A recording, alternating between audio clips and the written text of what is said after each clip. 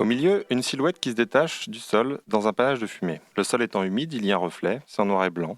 Ah non, en fait, c'est en rouge. Un tag sur un mur où l'on voit écrit pute vénère et révolu et la silhouette de dos avec le bras qui est en train de finir d'écrire révolutionnaire. La personne qui tag en noir. À gauche sur le bord.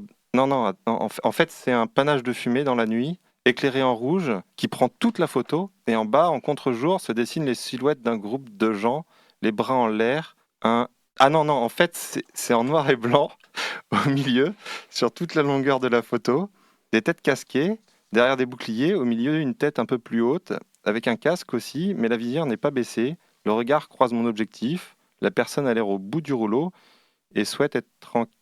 Non, non, non, en fait c'est quelqu'un accroupi derrière un scooter. Ses mains gantées, posées sur le coffre de ce dernier, un panache de feu s'échappe de ses mains, comme s'il vient de tirer un feu d'artifice. Et puis juste derrière, il y a une personne qui semblait...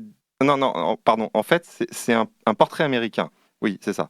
D'un type à la démarche nonchalante, une main dans la poche, épaules décontractées, qui tient son portable au niveau de la poitrine pour filmer, mais discrète.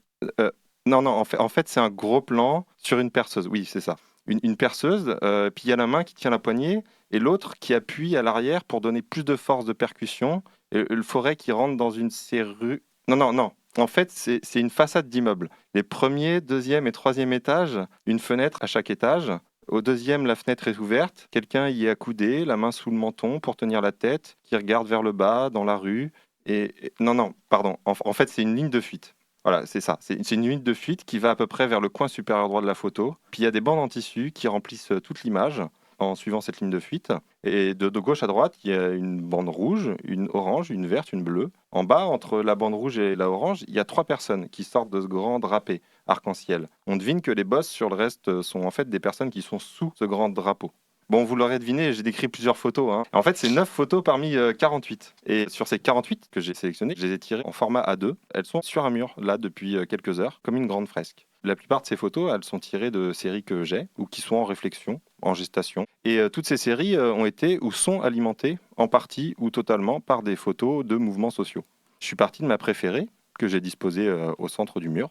Et puis après, j'ai disposé les autres autour, en fonction d'accords de couleurs, comme celle du tag rouge, qui est à côté de celle de la fumée rouge. Ou alors, des fois, je les ai disposées parce qu'il y avait des accords ou des oppositions entre elles, ou des fois qui se complétaient dans ce qu'elles montraient, comme celle du type qui filme avec son portable, qui est probablement un RG d'ailleurs, et qui est à côté de celle qui tire le feu d'artifice. Ou alors, je les ai aussi disposées en fonction de la réelle position dans l'espace du sujet qu'elles ont. Par exemple, la personne qui est dans la fenêtre au deuxième étage, bah, elle est disposée tout en haut de la fresque. C'est une œuvre qui est en ce moment en expérimentation à Millefeuille, au Quai des Antilles. C'est un lieu qui est à disposition. On est trois artistes à mettre en place notre œuvre. Et c'est pour ça que je suis arrivé en retard tout à l'heure, là, parce que bah, j'étais en train de finir là, d'accrocher les 48 photos. J'ai plus de pouces, là, parce qu'ils ont enfoncé des punaises pour faire tenir. J'en peux plus.